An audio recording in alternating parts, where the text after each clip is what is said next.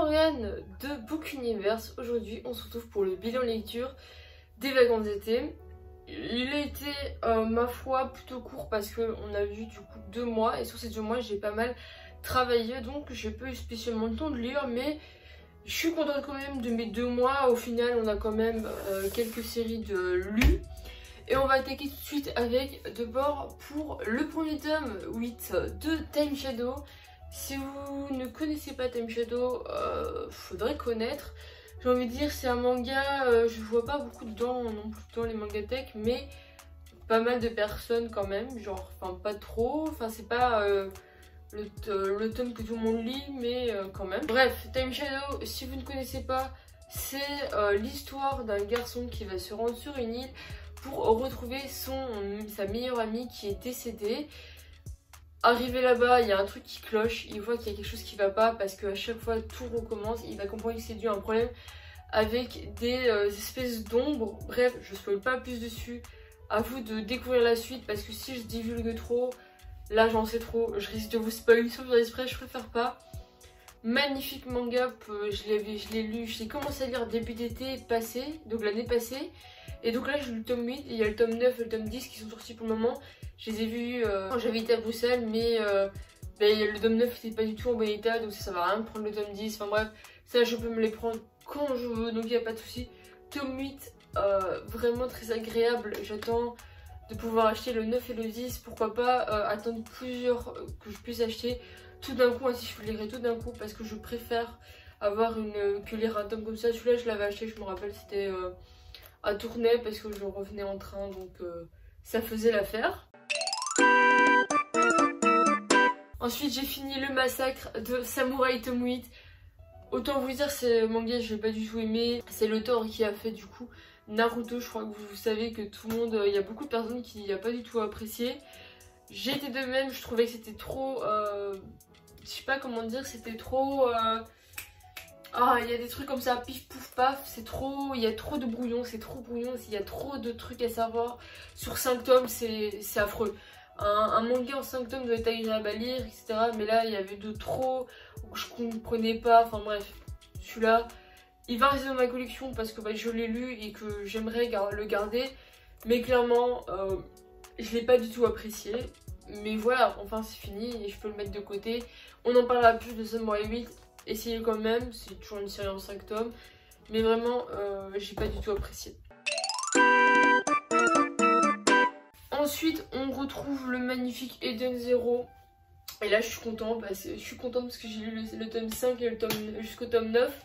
Et ils vont rejoindre du coup ma mangatech. Et juste avant, esthétiquement parlant, excusez-moi, mais les couvertures sont magnifiques. Elles sont colorées avec, là j'ai le tome de 1 à 4. Là après, vous avez vu de la vidéo passée, j'ai le reste. Mais ça va faire magnifique de ma mangatech. Eden Zero, pour ceux qui ne connaissent pas, c'est l'auteur qui a fait Fairy Tail. Donc voilà, si tu aimes Fairy Tail, si tu as fini Fairy Tail, commence-le. Moi j'ai pas fini Fairy Tail et j'ai commencé ça là. Et je kiffe beaucoup plus Eden Zero que Fairy Tail. Vraiment, je tiens, ce manga est super cool. D'ailleurs, j'ai envie de me mettre à jour clairement. J'espère que je vais me mettre à jour parce que trop bien ce manga. Voilà. Donc je vous le conseille.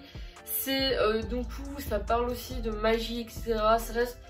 Ça prend des petits clins d'œil à Fairy Tail, si je pourrais dire, enfin des petites choses de Fairy Tail, mais c'est pas du tout la même chose. On se retrouve sur une histoire où on suit un garçon, je sais plus du tout son nom, trou de mémoire, enfin bref, on suit un garçon qui vivait avec tout plein de robots mais qui n'était pas spécialement au courant. Il y a toujours cette chose d'amitié, il y a toujours l'amitié dans l'histoire, mais beaucoup moins présente pour ma part que dans Fairy Tail. Et voilà, on suit du coup une bicubeuse aussi, une bicubeuse qui est une youtubeuse. On a le chat Happy qui est toujours là, et on a tout plein d'autres personnages qui vont rejoindre au fur et à mesure le vaisseau, d'ailleurs qui s'appelle Eden Zero.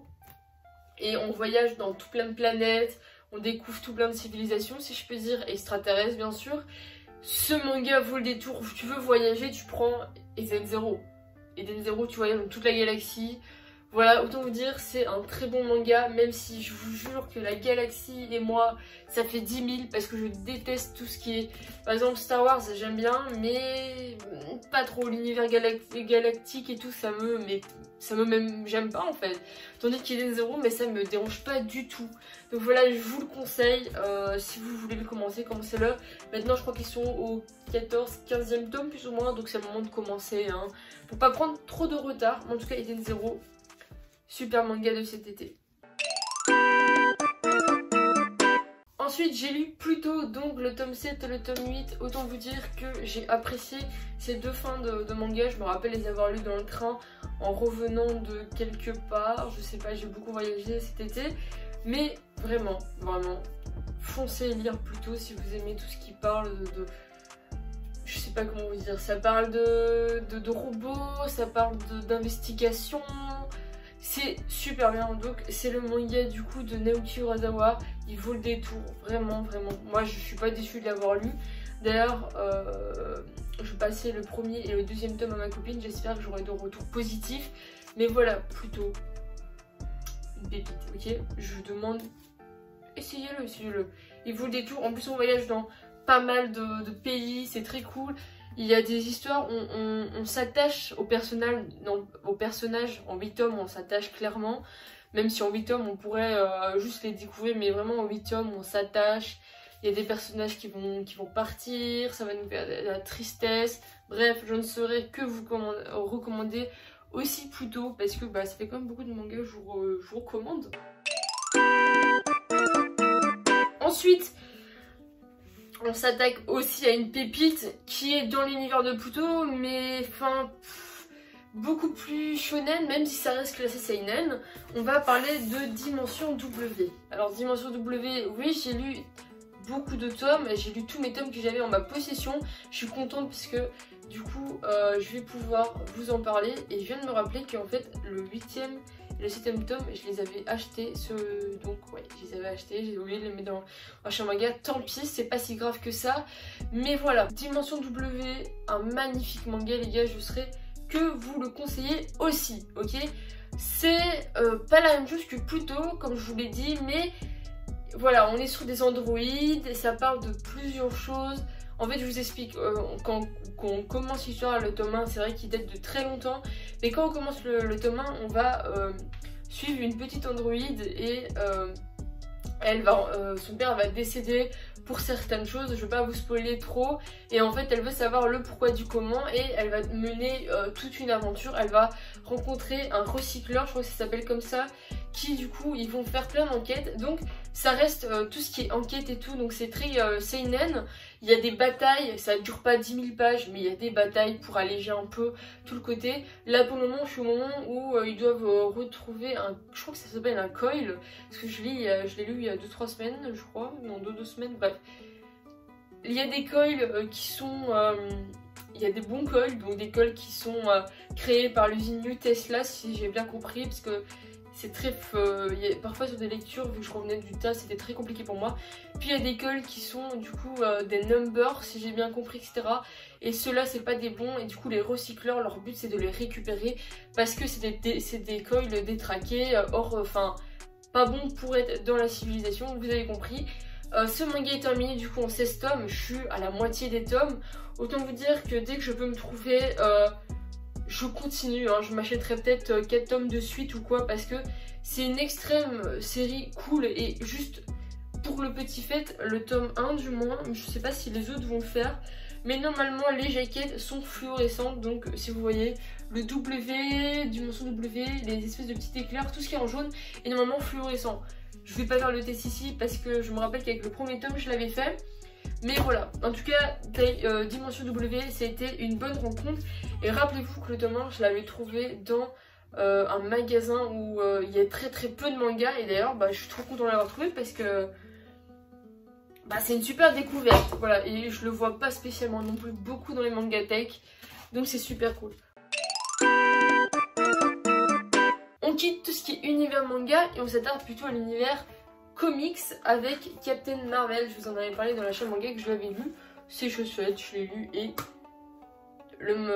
Donc comme premier comics, c'était très cool. Je sais pas si je le considérerais comme premier comics parce que je n'ai pas lu tant d'autres. C'est mon premier comics, donc voilà, ça reste mon premier comics comme j'ai eu mon premier manga. Mais très cool, j'ai bien aimé. On voit une partie de la vie du coup de Carole. Donc, je vous montre voilà, une petite page. Ça fait très bizarre de lire quelque chose en couleur.